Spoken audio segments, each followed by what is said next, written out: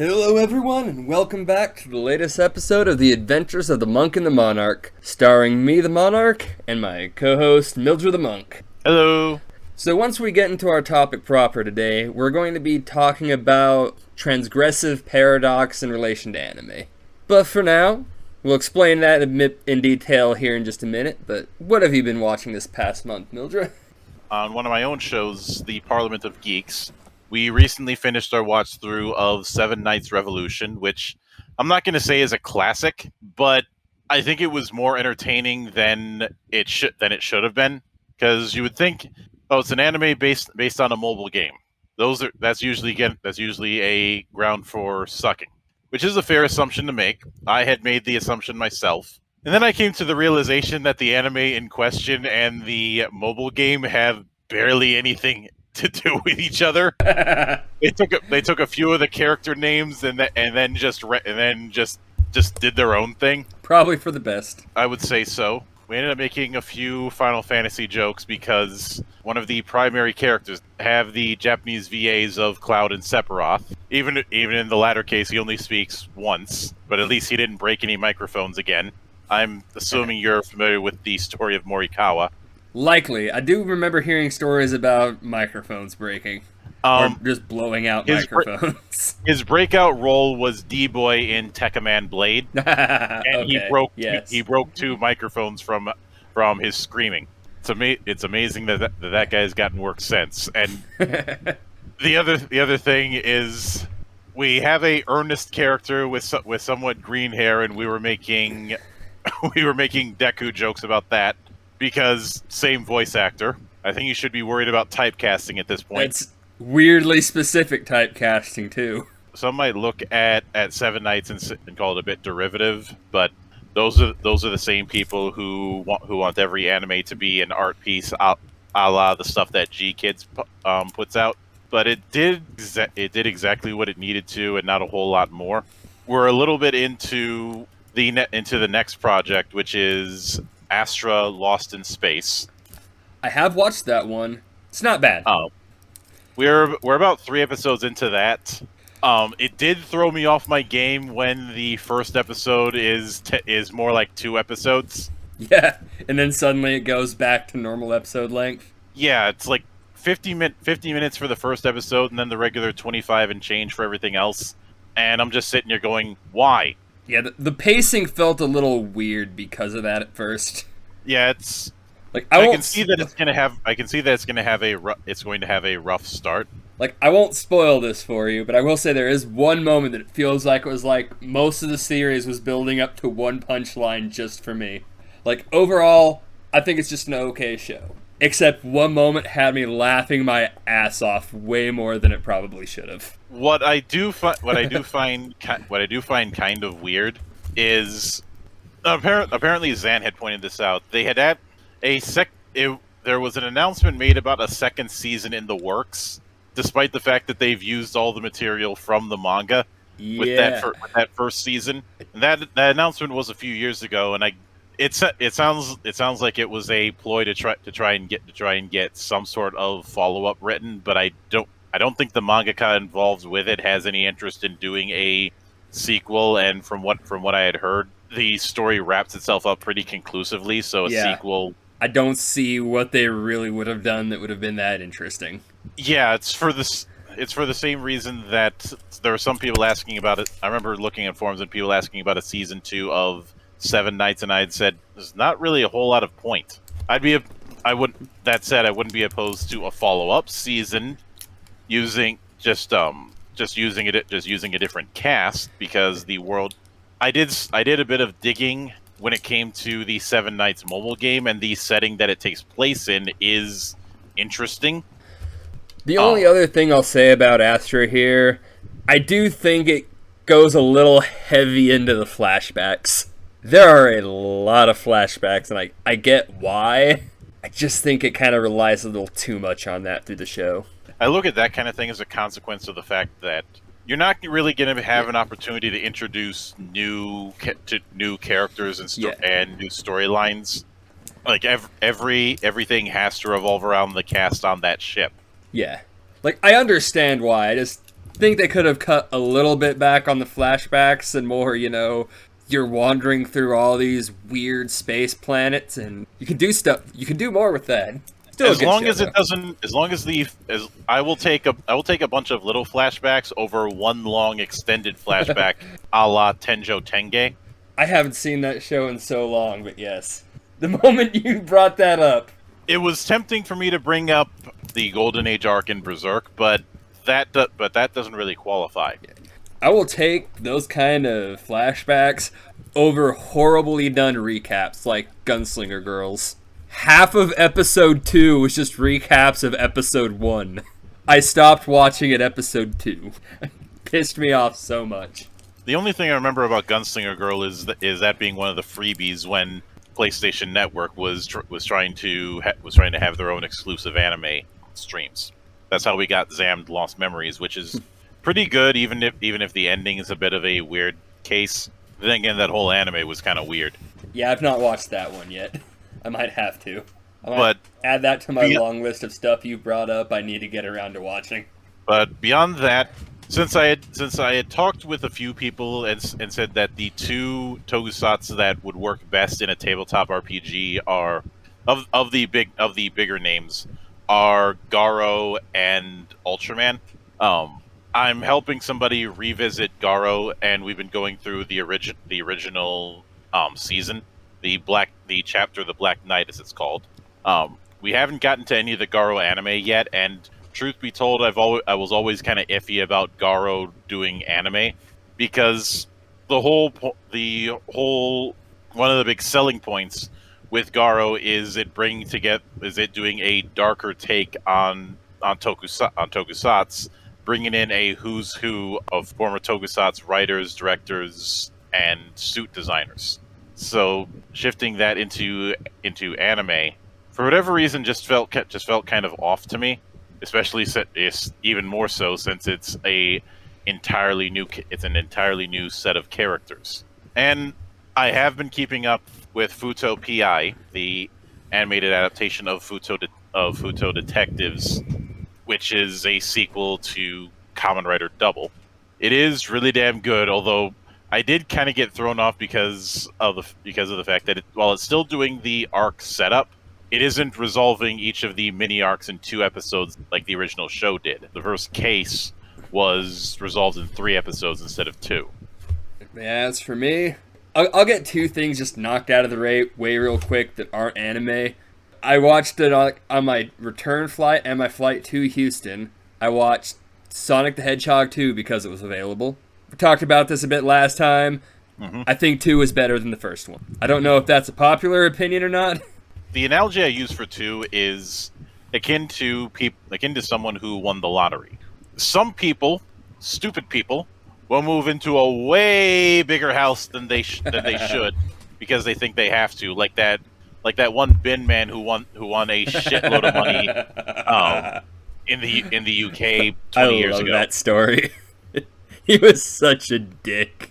He was such a dick, but it was an entertaining one. And I have to respect anyone who unironically calls themselves the king of the chavs. But yeah. But the smart people will take that money and look at their current house and better refine it.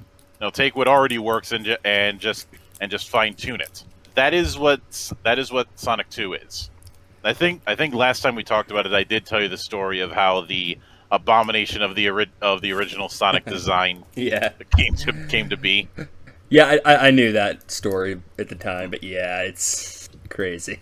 But yeah, so I don't have a whole lot to say about Sonic 2 really, other than it's more of the first Sonic movie, but I think a lot of it was done better. And of course, Jim Carrey was amazing as Eggman. I know he's talked about wanting to retire, but I'm hoping he'll do at least one more, and if that involves driving a Brinks truck to his house, then so be it. Look, I'll give him this. If he actually does retire, which I don't believe that, but if it is true, this is not a bad movie to go out on. Mm-hmm. I would be happy for this to be the end of my film career. The other movie I watched was Morbius because I didn't have to pay to see it. And there was nothing else other than Sonic 2 that was any good on the selection. They didn't have anything like Alita on this selection. No. I still need to Shame. watch Battle Angel Alita. I keep hearing that live action was actually really good. Yeah, But although given who was in charge with it, it shouldn't surprise you. But Robert Rodriguez was helming that project. yeah. That being said, though, I don't think Morbius was actually that bad. It had I a didn't. strong core with a lot of stupid around it. If it came out before people were getting burned out on all the Marvel movies, I think people would have just been, oh, that movie was fine, and moved on. Earlier today, I ended up watching a mini doc on the lost episodes of Doctor Who, and I bring that up because if you had told me that this Morbius script was written in 2003, I probably would have believed you, Yeah. because that's how it comes off. It comes off as the kind of things that were coming out in the wake of the success of the first Raimi Spider-Man film. Yeah. It definitely In fact, feels like it was from another era. in fact, if there's any parallel that it has, it's probably as as strange as this is to say. Are you going to say Daredevil. Underworld? No, Oh, okay. no, way too easy. Yeah. Although, did you know that White Wolf sued over Underworld because they thought it was too similar to World of Darkness? I would not have admitted that publicly. I mean, I like the Underworld movies well enough for what they are, but yeah. To be fair, secret society of vampires in fights with werewolves and against each other Yeah. in a modern setting. I could see why White Wolf would get a little bit antsy about it. As Maven has referred, the mafia vampire had been a thing for a while. I don't know when the first case of it was. I just know that the earliest case I saw of it was, in terms of a theatrical sense, was Blade. Maybe some later seasons of. I was gonna say some later seasons of Buffy, but not really. I never really cared for Buffy. It was fine. I found Angel's solo series more interesting. Yeah. Probably because it had a better protagonist. But yeah, for like an actual anime I've sat down to watch, I got around to the second season for Case Study for Vanitas. Now, the first one came out like a while before we'd actually started doing the show, so I've not had the chance to talk about it. It is a fascinating show that is almost entirely ruined for me by the fact I hate the main character. I find him one of the most unlikable protagonists, but not in a good way that you would expect out of something like Desert Punk, where yeah, he's a piece of shit, but it's hilarious. No, he's just an asshole. Not even an asshole in the fun way. No, not even a fun kind of asshole.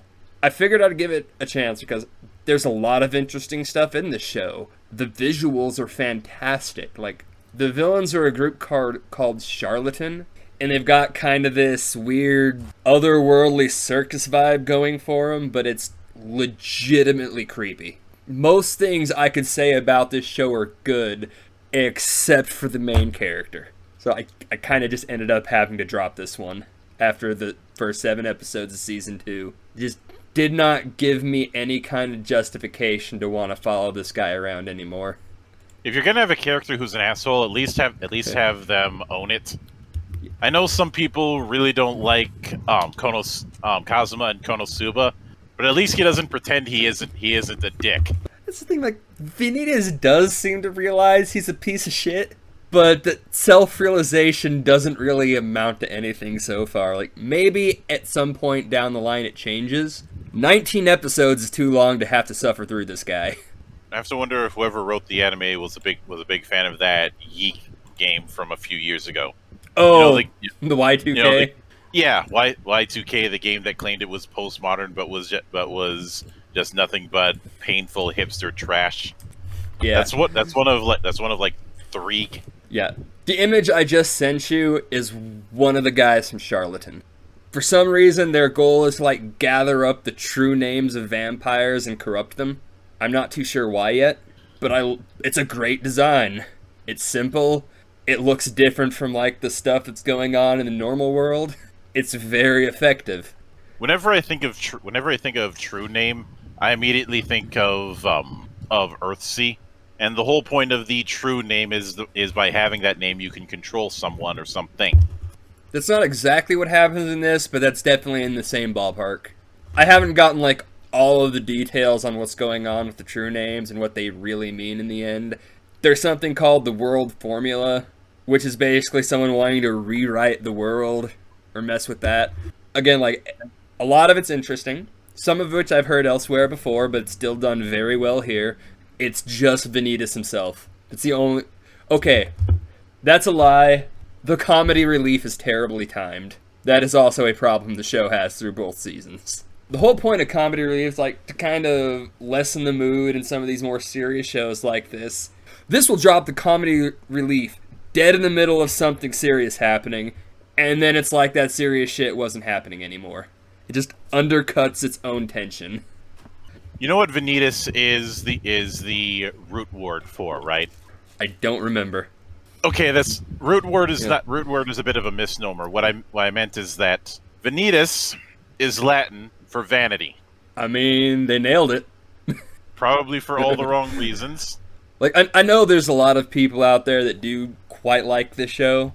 I think it really just depends on whether or not you can stand Vanitas. If you can deal with him, the show is probably fantastic for you. If you hate him like I do, there's way too much of him in this show, considering, he's the main character. My use of Konosuba with a comparative asshole is probably not the best point of comparison for me to make, especially since you look at his party and he's the closest thing to a sane person in it. Yeah, like, I've not watched Konosuba, so I don't quite get that, but it's the asshole lead in general. There's got to be something you can grab onto with, like something you like, even if it's just making you laugh. For me personally, and a asshole lead is something that works. You have something to bounce off of to make that assholishness somewhat justified. Let's consider the character of Malcolm Tucker in The Thick of It and in The Loop. He is an asshole, yes. He's abrasive, yes. He's tersive, yeah. He's terse, yes. But his day job involves being a spin doctor for a political party that is full of people who are very incompetent. Yeah. So not only does he have to put up with their incompetence, he has to spin it so that the incompetence is actually a good thing. See, that can work. I think they wanted to do something like that with Vanitas. Like, the actual idea is interesting. The original Vanitas was a vampire born under the blue moon. Why this matters is apparently he just came out without any of the cool shit you get for being a vampire. He's basically a vampire that is effectively just some guy, so normal people hated him for being a vampire. The Vampire Society shunned him for being a little bitch, basically. There's a better way to put it, but go with that for now. So he created a clockwork grimoire and a bunch of spells to basically fuck with the vampires, give them, like, mess with their true names, basically curse them to a slow, painful death. This current Vanitas has the book, and apparently he inherited it from the last Vanitas, who he hated, so he is reverse engineering it to save the vampires from this curse. I don't know if this hatred of the previous Vanitas is justified at all. What flashbacks I've gotten seems it's not the case. So I still don't know why he's such a dick, which makes it hard to root for. As I said, it's an interesting premise. Otherwise, now, the next one I watched, I'm gonna have a little bit of a rant here, not because the show is bad. I really liked it. Made in Abyss, Dawn of the Deep Soul. It's the third of the Made in Abyss movies. Now, if you've watched Made in Abyss, visuals are fantastic. Holds true with this movie. Story's great. I love just about everything about it. Here's what I hate. So you have Season 1. Alright. You have Movie 1, which is the first half of Season 1. Then you have the second movie, which is the second half of Season 1. The third movie takes place after Season 1, but it is not the first half of Season 2. It is just what happens between Seasons 1 and 2. The lack of consistency here with how they're doing this irritates me. I've never been a fan of the movie recapping a season. I thought we were out of that particular habit a decade ago. Look, if that's how you're gonna do your movies, though, do your movies that way. Don't randomly decide the third movie takes place between seasons 1 and 2. It just pissed me off so much. It's like, not as much as certain naming conventions like YZ being the sequel to Handshakers. Just consistency with how you're releasing your shows. That's all I'm asking for here. I don't want to have to research to know if I need to see a random movie or not in the list of movies they make. I will say, I didn't like about the actual movie. They kind of went a bit more into like heart, emotion, feelings being kind of a factor. I'm not saying like that hasn't been an aspect of the story, because the main character, very driven, very motivated.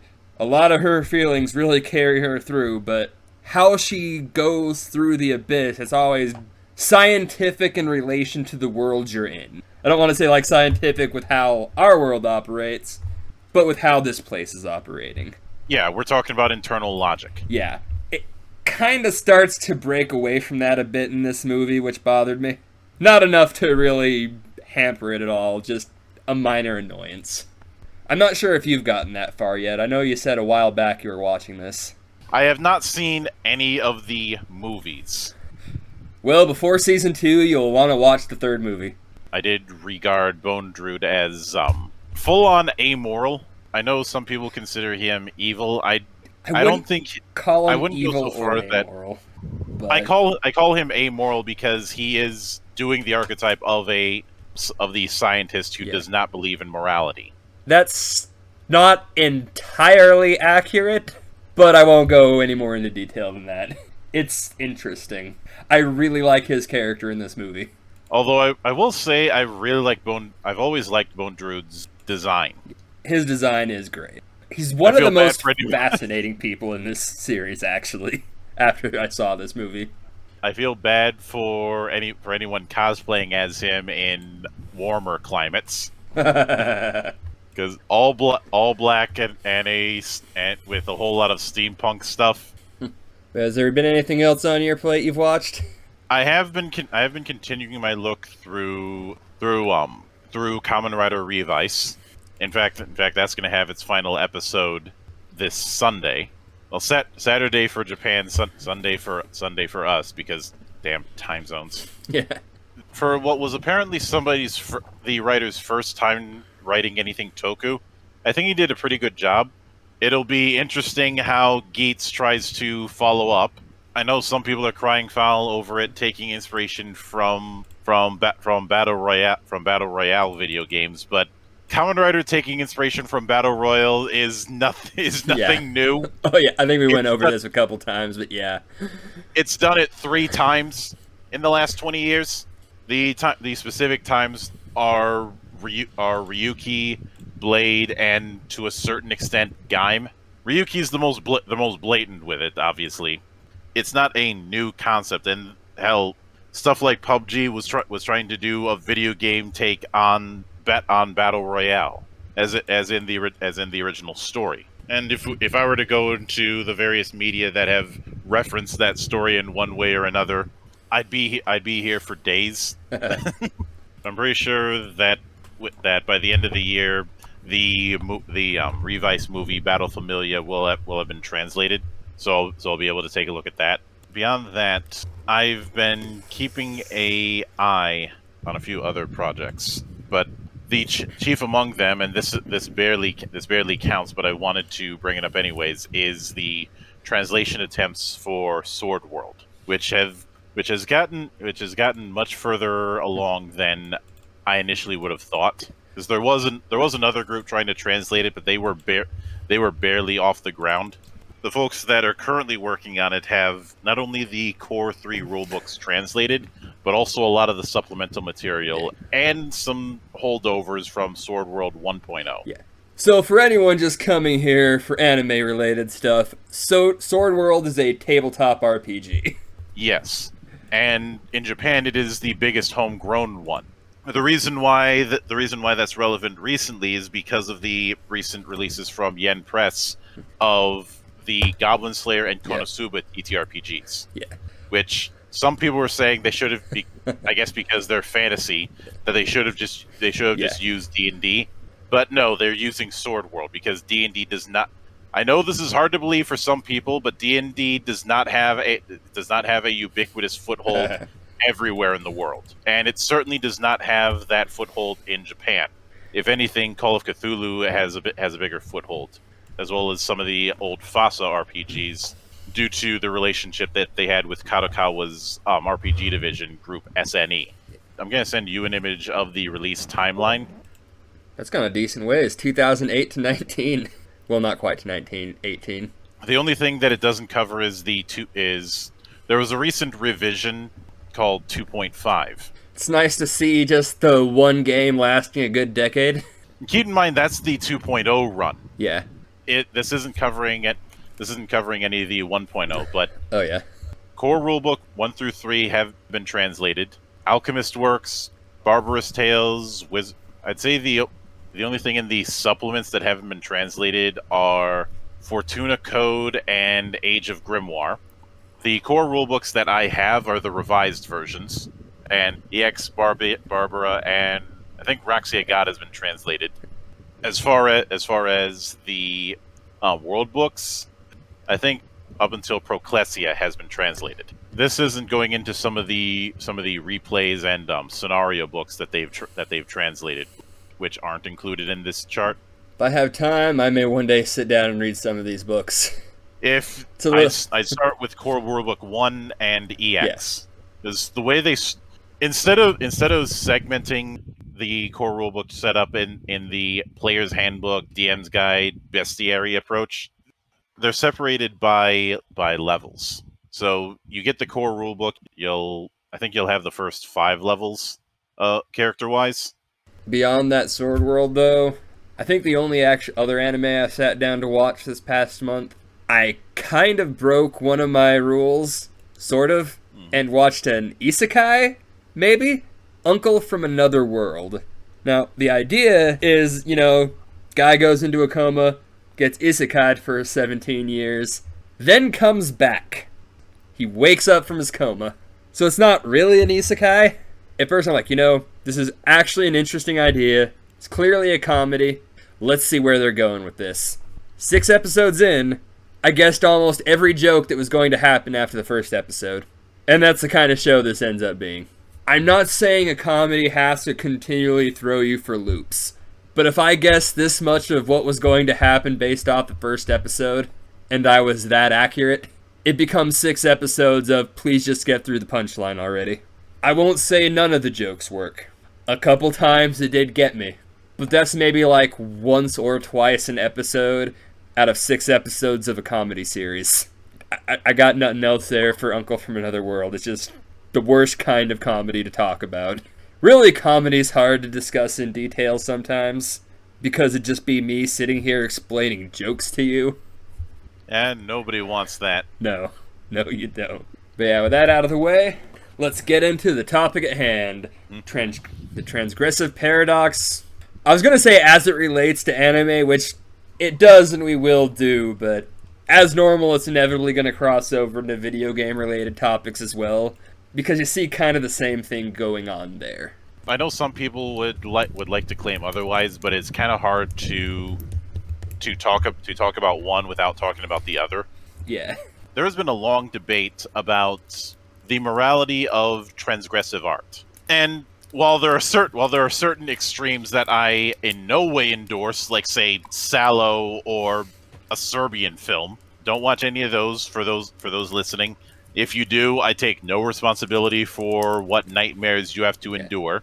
I had originally coined the term the transgressive paradox because I found it a bit amusing that I was seeing this growing crop of people who were commenting on anime and probably weren't even fans, who were staggeringly ignorant of the things that brought anime its popularity internationally to begin with. Now, I know a lot of people would like to say that the thing that helped the crossover appeal was the bootlegs of Gundam and Sailor Moon, and in the early days, I would actually argue that the first major step was was the OVA boom in the late 80s throughout the 90s, and this going right alongside the rise of VHS.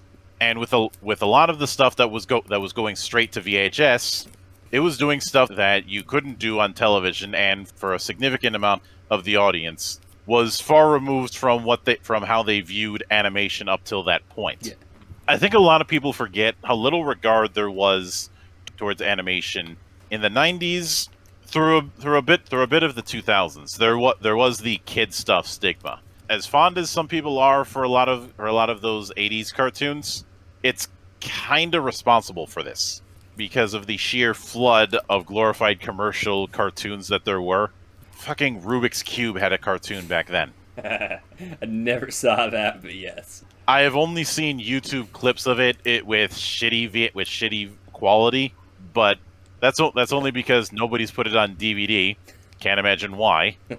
I will say that cartoon stigma being for kids, it has led to a lot of hilarity of some of these shows maybe not being marketed towards the right age group with their labeling. Maybe there were instances of a blue girl ending up in rental sections anyone could get to. Oh, I can vouch for that personally. I've told stories of soccer moms who came up to me when I was working at a rental store, asking if this was appropriate for children. And you know that shoulder angel that reminds you of your morals and to be a good person? I have one of those. I don't. Look, the one I have tells me, am I going to lose my job if I give her this? That is my moral angel shoulder that I argue with. There was one instance where this soccer mom, and when I say soccer mom, I'm talking about that kind of parent. Yeah. It doesn't even have to be soccer. It could be hockey. It could be football. But if you've seen that kind of parent, you know exactly who I'm talking about. Yeah. They had put in front of me a copy of Watership Down, and asked me if this would be a good family movie. All that I heard I did not hear a peep from my shoulder angel, and my shoulder devil said, "Say nothing. You're going to be on vacation tomorrow." Because conveniently, this was happening the day before I was going to be going out of town for a week. And apparently when she brought the thing back, because she plopped her kids in front of that movie, nobody snitched on me. Because they were like, one of your employees said that this was perfectly fine for kids, and they were all like, nobody here said that. I guess I can count my lucky stars that nobody tried to stooge me off. But let's consider the likes of Akira, Ninja Scroll, Crying Freeman, Devil Hunter Yoko, all that kind of stuff, which was animated, was far from the for kids label as you could get. Oh yeah. And that's not even getting into the spicy stuff. You know why it's there. Just make sure you clean up after you're done. Yeah. For those of you who still remember Shinders, it's the stuff way in the back that was walled off. The point is that by pushing that envelope, I think that's what helped get animation a foothold. That there was this whole culture of stuff that wasn't necessarily limiting animation to kids stuff. Now, we know with the benefit of hindsight that isn't exactly the case, but it's important to put yourself in the mindset of somebody getting into this kind of thing in 1998. Even the stuff that was instrumental in those early years, your Gundams and your Sailor Moons, those certainly weren't in what a lot of people would expect from cartoons of the time. There was, and yes, there were cartoons in the 90s that were pushing the envelope, but they were still pushing the envelope in the confines of the 1980s. It's not exactly the same thing. You still had the glorified toy commercial issue. I know some people are going to throw stuff like Gargoyles or Batman TAS at me. Those were the exceptions and not the rule, and anyone claiming otherwise is wearing rose-tinted goggles. Yeah, like Not they glasses, were pushing the goggles. boundaries for what you would expect out of children's cartoons at the time. Yeah, but It wasn't what you were seeing in anime. and when it comes to adult animation in the West, it's only been in the last few years that there's been pushing of the envelope besides shock value, because adult animation has had a stigma placed on it thanks to South Park.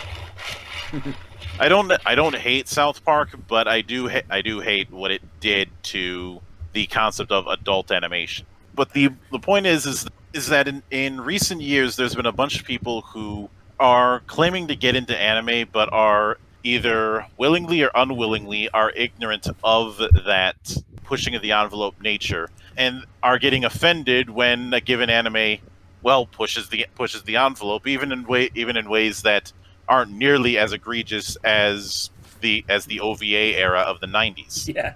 Like, Oh, some of the worst stuff I've seen people complain about these days, like that's nothing on violence, Jack. yeah. One big example is people complaining about those scenes in the first episode of Goblin Yeah. Slayer, and a argument that I had heard that it was there just to be edgy and just to shock. Except it's fine if you want to theorize that that's the case, but you do end up taking a step far when you try and make a definitive statement that that's exactly what was going down. I very much disagree with that premise. I do not Oh, think it was there just a shock. I disagree with it too, but what I take issue with is the lack of humility coming from some people when it came to that argument. And I just use that as an example, but people claiming that there is a certain way that a work is to be interpreted and any other way is wrong, while at the same time screaming "death of the author," a phrase that I have no respect for. What I noticed is that a lot of the people who are advancing these kind of things want animation to be seen as this highfalutin art form, which I have no problem with more artistic forms, but there comes a point where I have to ask, do you want this artistic thing for the sake of animation or for your own sake? I.e., how much of this is actually going to benefit the medium and how much of it is just you being embarrassed about the fact that you talk about cartoons for a living? I talk about elf games for a living. I don't give a fuck. Look, man, I've yelled about strategy guides and shit I know no one besides me cares about. So yeah. Well, it's not necessarily about that. There seems to be this chase to legitimize certain artistic mediums in some sort of high society manner, and I find that a lot of the people who make those kind of pushes are very dishonest. If I'm being honest, I think that's the reason why people have a higher opinion of guys like Robert Rodriguez and Quentin Tarantino, because of the fact that they are well aware that they are making grindhouse cinema. Don't try and pretend otherwise. Yeah. This whole that it has to be taken uber serious, but only in certain manners. Yeah. Oh, and we did kind of touch upon this when we did the episode talking about the Mecha is dead narrative. Yeah. Because a lot of the people who are proponents of that see Mecha as glorified toy commercial series. Don't get me wrong. Some mecha are glorified toy commercial series. Yeah. On the other hand, Yeah. But you want to know the ultimate irony? Somebody saying that about Gundam while at the same time they have a Transformers T-shirt, or they're a fan of Thundercats or something. Look, I don't care if you're making a glorified commercial. Just make it an entertaining glorified commercial, and I'm fine. Yeah, that's clearly not all mecha. Like, despite I know we talked about it at the time, but despite my problems with the 86, there was a lot of heart put into that show. Like, that is not a glorified commercial. That's a real show. Real effort was put in. They had ideas they wanted to present. I see why people really loved that show, despite my issues with it. High art exists. I don't want the output of G Kids to be the expected standard for anime. It's for this reason that I find that the people who enjoy the what would be considered trashy anime are far more honest. Yeah. I have my fair share of friends who very much enjoy their fair share of ecchi works. Even though some of those works aren't necessarily my thing, they're not trying to scream to the high heavens how this is the most important story of our generation or some crap.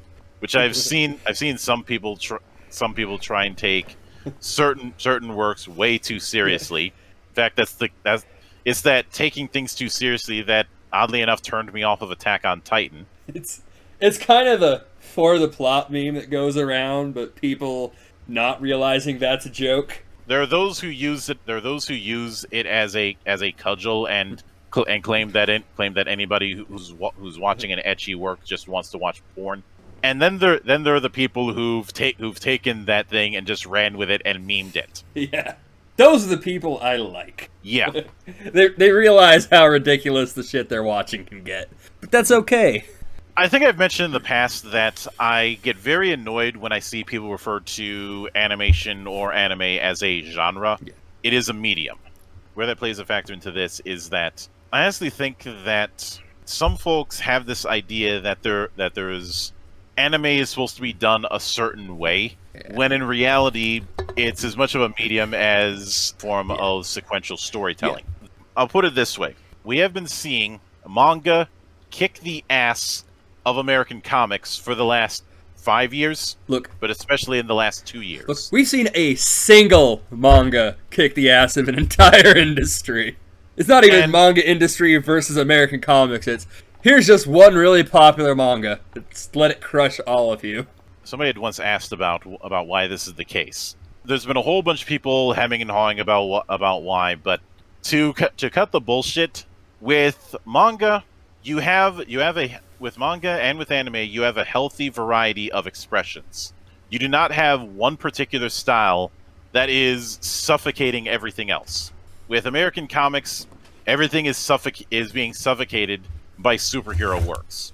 You had a brief respite when stuff like Vertigo was a thing. The only other way to get outside of that superhero issue is to go to Europe, or to go to the Indies. But within the popular entries with manga, there's stuff that can satisfy both the highs and the lows, and the subgenres in between, which is far more healthy than having one style dominate. A lot of the people who get antsy over the likes of Goblin Slayer or Uzaki-chan or the like are far too dependent on one particular style, one particular approach that they think anime is supposed to work like, if they're even fans at all. Some of them are just the embodiment of those who go witches. I go into it looking at it like this. I do think just the term anime does have its use. Just like as a general concept. The problem, I think, for a lot of this is people look at the anime community as a more solid thing than it actually is. Like, they see anime and they, like, group all of it together because they see this as this big community. So, one thing comes up they're offended or bothered by, they get the idea that reflects across everything, which is insane. I have had a policy that I call fans, not fandom. It is, at best, a series of, like, sub-communities. Pretty much. Yeah, the anime community that doesn't really exist.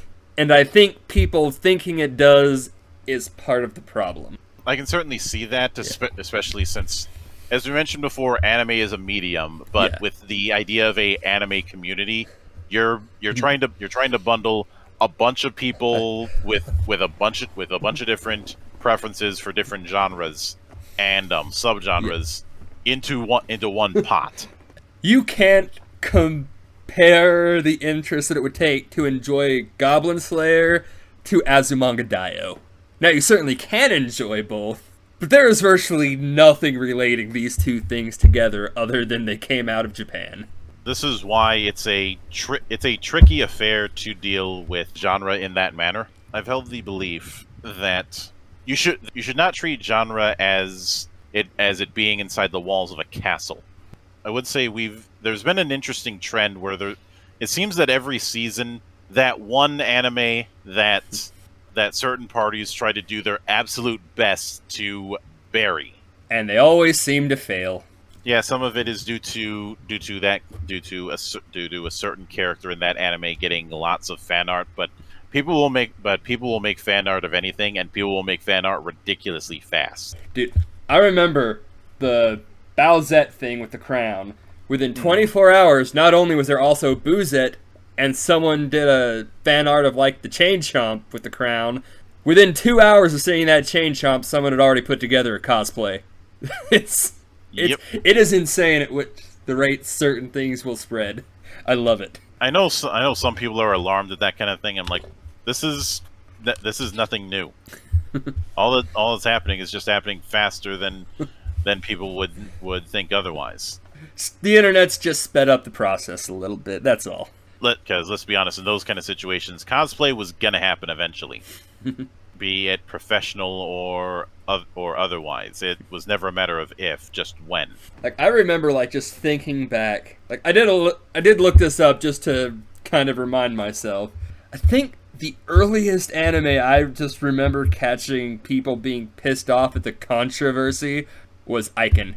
Like looking at them, like this pissed people off. Like, I don't like the show, but you're taking this shit seriously? I remember that, and how people were treating it as if it was bad as they were treating it as if it was bad as like Fatal, or some of those really bad VHS anime that we saw, like MD Geist. The show was making fun of fan service. Yeah, like it was already kind of a dumb joke at that time.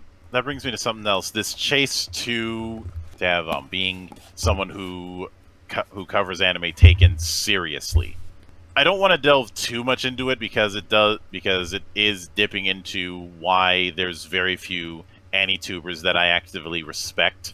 But a lot of people in that field forgot that they're someone reviewing animation and believe themselves to be a person of significance, quote unquote. And you see this a lot with people who want to try and do these lengthy art like dissertations, the kind of things that you'd probably have to write about with film theory in college, even if you didn't take film theory. I didn't, but since I was in acting classes, I had to do something close. In that demand to have anime be seen as this highfalutin art form, they end up accomplishing the opposite. Yeah, I liken it to when C.S. Lewis had talked about the desire to appear grown up is fine as a child, but as an adult, it's arrested development. And I think there is something to that. I do find I enjoy anime a lot more than most other kinds of mediums, but that's logic for personal choice or preferences. But anime is no higher or lower art than anything else out there. You got some really high concept stuff, then you got shit like Icon, which is just a series of boob jokes. I do not care for Icon, right, but I will. But I will take the approach. I will take the approach with Icon that Voltaire has taken on people's speech. I disagree with what you say, but I will defend to the death your right to say it. Yeah. Yeah, just like that's the range of stuff you can find in anime. US films, you'll get anywhere from Jackass to The Dark Knight. There's probably a better high-concept movie I could have named that doesn't just make me seem like a big Hollywood guy, but... Well, you get the point. Let's consider for a moment how people got so butt-mad when Scorsese had said that cape shit isn't cinema. The counter-argument was that he's made nothing but gangster movies, to which I say... Glass houses, bitch. If I think what happened is people came with the assumption that not cinema means of no value. It is not cinema. He was right when he said that. But that is because so many MCU movies are the equivalent of a popcorn flick where they don't have a identity other than more. Even that, I think there's a place for it. I have no problem. There is a place for it, but I did find how defensive people got amusing. It's not far removed from the defensiveness that happened with the whole video games can never be art. Yeah, and I think during that people were asking the wrong question. They were asking the question of whether or not video games can be art, when the question they should have been asking was, why is the question important? Yeah, like I don't really care whether or not Roger Ebert thought a video game is art or not. I mean, I do. It doesn't really matter. Oh, put whatever label on it you want. For the record, he was wrong in that sense. Yeah. Because as we've mentioned before, there are different degrees to art. Because if you want to get into the most pedantic definition, art just means something nice. And I don't really something care to sit that here was- and argue pedantics. I mean, I'll argue yeah. pedantics till the cows come home, but there's a time and place. Exactly. But to bring this back to of transgression, I'm a comedian, even if I'm an internet comedian, and there's always been a talk about where the line is, and if certain jokes go too far. The thing is, most people who have experience will tell you that there isn't a hard and fast rule about where the line is, because so much of it depends on context. Carlin once said that you can joke about anything so long as you properly construct the joke, and I do believe he was right in that case. When it comes to what's crossing the line and what isn't, whenever somebody says that something was going too far, or that it was just being edgy for edgy's sake, or that it was there solely for shock value, either shock value or titillation value, the question that I find myself asking is, what makes you so certain? Here's what I say about it. Like, I don't think shock value has any less of a place than any other kind of motivation. Like, shock value, titillation, if you want to make a joke that's just shock value, go for it. Well, there's a place for that. Maybe it's just me, but I do think that a lot of times terms like that are used more as a cudgel in lieu of an argument. Yeah. A lot of the times when those terms are brought up, it's very much meant to put someone on the defensive. I.e., if you like this work, or if you disagree with me on this work, then you're a bad person. To that I say hello to the bad guy. Yeah, that's a really bad Scott Hall impression. Yes, it is, but I couldn't do it any better. I'm somewhat obligated because Minnesota. But we've talked about this in the past, and once again I have to call back to the Mecha episode of certain people wanting to be tastemakers. Yeah. When it comes to anime, i.e. way too much of it being about control. Again, I can't help but wonder if it's just because, in some cases at least, they feel all anime reflects back on them for liking anime. Like, I know I've seen people online say, like, this is why I hate being an anime fan. It's like, why? You don't know that guy. You don't even watch the same show. Fuck off. I know that's not the most eloquent way to respond to them, but... We are not eloquent people. No. We are a couple of assholes, but we don't pretend otherwise. Indeed. I mean, I try to keep it a little constrained for the purposes of this show. Otherwise, it'd be an endless stream of fucks beginning to end. But yeah, so sometimes that's all you can really do is just look and go, fuck off. Would it be far of me to say that they're embarrassed that they're covering animation? There are definitely some of these people I think that is accurate. Like, I don't know if they've gotten over the idea that it's animation, it can be mature and adult. For some reason, I think they don't understand that. At least in some cases. Like I said, I think that's the reason why I don't have a high opinion of a lot of AniTubers that have that mindset, especially the ones that have a more cynical approach to the anime scene, and even more so the ones that, I guess for lack of a better term, have the nostalgia goggles on a little bit too tight. Yeah. I've rewatched some of those old shows I've loved. I felt the pain. I've loved some stupid shit in my day. I remember growing up really liking Pilot Candidate. Oh yeah, the one that Adult Swim has done their outright hardest to bury. There's a reason for that. Well, I'm pretty sure even Zabek, the animation studio behind it, refuses to talk about it, or at least the people at Zabek. Zabek's no longer around. Like, when I do my reviews, this is kind of what I'm trying to do. Is like, keep in a bit of stuff that's entertaining, but give people, like, the most honest reaction I have to everything about the show or game. Things I liked, explain why I liked or disliked it, possibly go into things that, like, I know may just be my own things, and just try to be as clear and concise as I can so other people can look and go, hey, here's some things we might not have heard from somebody else, and get a better opinion on whether or not they might want to buy something or get into something. That's kind of what I think you have to do from a review standpoint. I do have to wonder if the mindset that say anime or tabletop or whatever is for everyone may have exacerbated the problem. Yeah, tabletop is not for everybody. I've known people tabletop is not for. I guess the best way for me to put it is that can anyone get into anime? No. Yes. Potentially speaking, yes. Is every anime going to be for everybody? Definitely not. No. And just because you found something that isn't for you doesn't mean that it has no right to exist. Yeah. And it existing does not reflect on anything other than itself. I mean, it might have reflections of, like, again, trends, ideas, zeitgeists, but by and large, like, it's its own thing. As it should be. Because I know, like, this stuff comes up in gaming all the time. Like, I've always pretty much been more of a gamer than an anime guy, so I've seen it more often in gaming, but it's the exact same thing. I'm both. I try to keep myself diversified in a lot of different things, but I know where my priorities generally end up. Alright. I think then we've pretty much beaten this horse as much as we can. Oh, yeah. So, by the time this is up, you'll probably be able to see a few more reviews out of me, be it something like Digimon Survive I should have done before this comes up, so feel free to check that out. And what do you got coming up for all of your Valleys of the Judged and everything?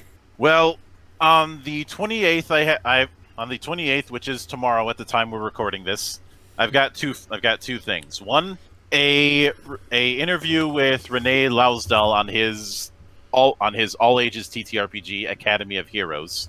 I'll also have the third part of the Ruby reconstruction as part of Geek Watch. On September 1st, I'll be interviewing the devs of Scavenger, since they're doing an expansion for their campaign setting, which is an interesting beast. And on September 4th, first off, I'm going to be interviewing Sacred Fire Games, and I will also be doing a Hangover special covering some of the stuff that came out of Gamescom that I feel like a lot of people are overlooking. Of course, on Fridays, Valley of the Judge, we are still going through Emberwind. We're probably going to be wrapping that up by the end of September, but that doesn't mean Valley of the Judge is going to be ending. I already know what project is going to be looked at next. So yeah, feel free to check out any of our stuff mentioned or anything else we'll have up by the time this episode's out. I guess we'll see you next time on the Adventures of the Monk and the Monarch.